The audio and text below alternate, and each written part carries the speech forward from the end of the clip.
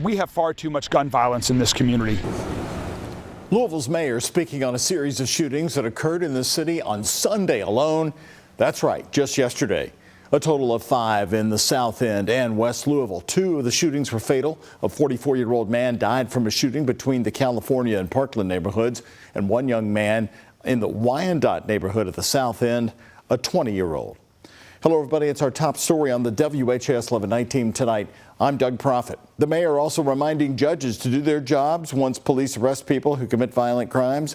WHAS 11 team's Clarice Shaley and photojournalist Levi Hammer are also talking to residents of Wyandotte about the violence that hit their neighborhood. I didn't know anything about it because it really doesn't happen in this particular area. Enjoying an evening in the park, hours after a 20-year-old man was found dead from a gunshot to his torso. Police say the man then walked 3 blocks from where authorities say it happened at Bloom Liquor Store until he collapsed. Just about a block down the road from where his body was found on Henry Avenue, people in Wyandotte Park are saying they are surprised by the news but aren't concerned for their safety. So it's a big difference from the West End to the South End. Mary Jennifer moved to the area with her kids a few years ago. No neighborhood is perfect, of course, but in this area, I don't really hear about a lot of, shootings and stuff happening in the area. The mayor Monday pointing to judges when asked about the violence. There needs to be a punishment.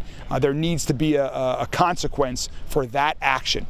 And it also hopefully serves as a deterrent for others. And so continuing to ensure that our judiciary is doing its job once police arrest individuals who are committing violent crimes, I think is critically important as well. Louisville comes off a weekend of 5 shootings, the Wyandotte and another in the West End being fatal. We are Louisville, one mission, building a safer, stronger Louisville for everyone.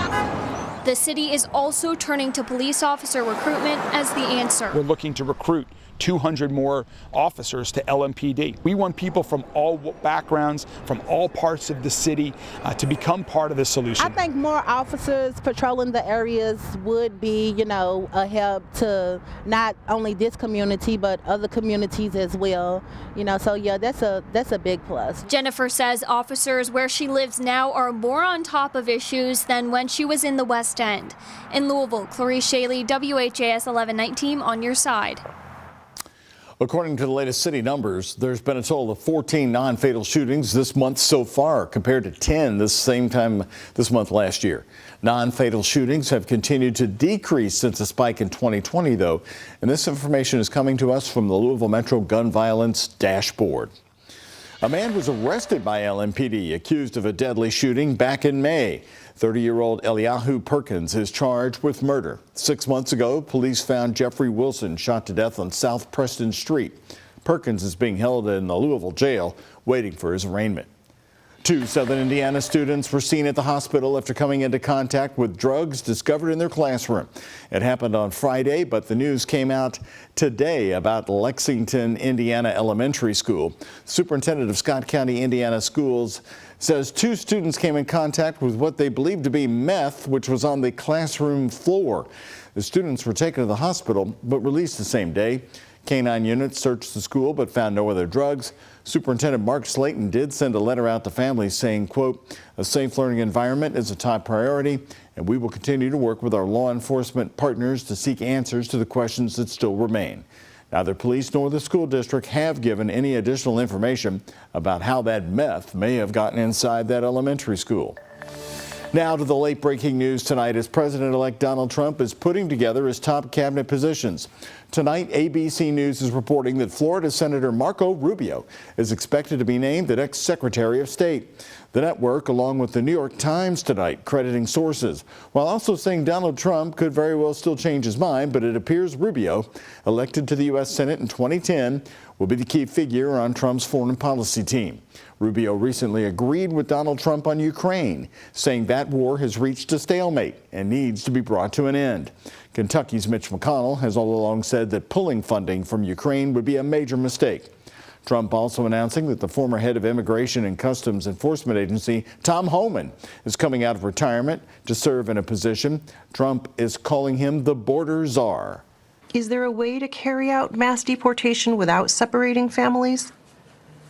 Of course there is. Families can be deported together. The president-elect has not said how the mass deportation would happen or how much it would cost. Homan on Fox News saying criminals would be the first to be deported. Meantime, Congress is preparing for a new year with a new balance in power in the House and the U.S. Senate. Republicans are preparing to replace Senate Minority Leader Mitch McConnell, and Kentucky Senator Rand Paul already making his top choice known, tweeting his support of Rick Scott, the senator of Florida since 2019. McConnell is the longest-serving Senate party leader in U.S. history and the longest-serving senator in Kentucky's history. WHAS11 Night Team's Alex Dederer spoke with one of Kentucky's top Republicans about what the party is hoping to see in Mitch McConnell's replacement. I always imagined a moment when I had total clarity and peace about the sunset of my work. That's what Senate Minority Leader Mitch McConnell said in February as he announced he was leaving his leadership role. McConnell has been a constant in our political process here in Kentucky my entire life. Now we are just days away from learning who will take his spot, an historic decision that will be made behind closed doors. The selection is on Wednesday. Well, to say that those are big shoes to fill is a complete understatement. I mean, you would be hard-pressed to find a single other Kentuckian that has been more consequential on our Commonwealth and our nation, for that matter, than Leader McConnell, even more so than Henry Clay. Republican Party of Kentucky Communications Director Andy Westbury. We hope that, whoever comes into this role next will look towards boosting Republicans, building up Republicans, passing good policy, wanting to move our country forward. 3 names have been endorsed as potential replacements. McConnell's number 2, John Thune, John Cornyn, who held the position before Thune, and Rick Scott, who was just reelected to his second term. Kentucky Senator Rand Paul publicly endorsed Scott as his pick. Those decisions are made by the U.S. senators that are elected in that office, and that's something that we're going to let them, make that ultimate decision. To fill McConnell's seat, who was elected to the Senate in 1985 and has held the leadership role for nearly 2 decades. If you would have told me 40 years later that I would stand before you as the longest-serving Senate leader in American history, frankly, I would have thought you'd lost your mind. McConnell's current Senate term ends in 2026. He hasn't said yet whether he's running again. In Louisville, Alex Dederer, the WHAS 11 Night Team, on your side.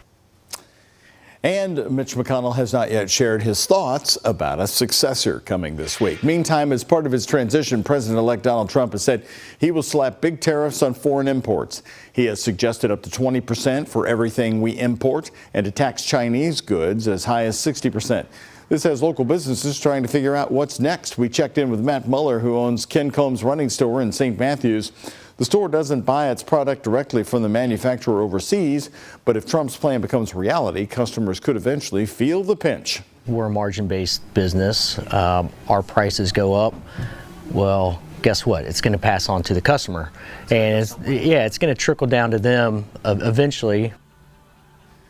Well, other clothing stores are taking a hit. Major women's shoe brand Steve Madden cut its imports 45% in anticipation. The president-elect believes his policy would create more manufacturing jobs here in the United States. The reviews are in, and it's 2 thumbs up from some of the first patients at Louisville's new Norton West Louisville Hospital. They opened their doors to the patients today. Everybody here is friendly, they're nice, they're professional. And that's what everybody's looking for when they come to our hospital. Now, with Norton West Louisville Hospital, there's medical access close to home for people like Justin DeVoe. It's not just medical care. There's a pharmacy inside the hospital, food pantry, and a Zen garden. Dr. Steve Kelty says the imaging and sterilization equipment used for surgeries at Norton West Louisville Hospital are all the best in the state. Did a procedure today with equipment that's had not been used in the state of Kentucky ever before an hour ago. Nearly 150 patients came through the door today, opened doors at the West Louisville Hospital today for day 1. And get this, and in the run-up weeks opening to Norton West Louisville, Corinza Townsend tells me 13 people showed up and they were treated at other hospitals.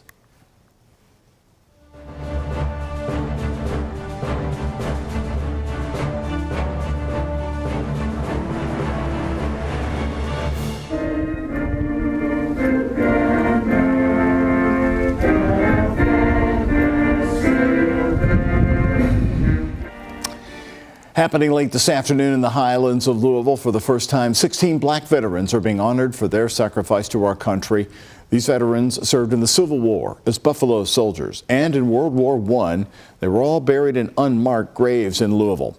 Now they have a final resting place in St. Louis Cemetery on Barrett Avenue. Governor Andy Beshear was in town tonight for the dedication, which he called long overdue. The heroism, service, and accomplishments of our black citizens has too often been ignored, forgotten, and sometimes even denied.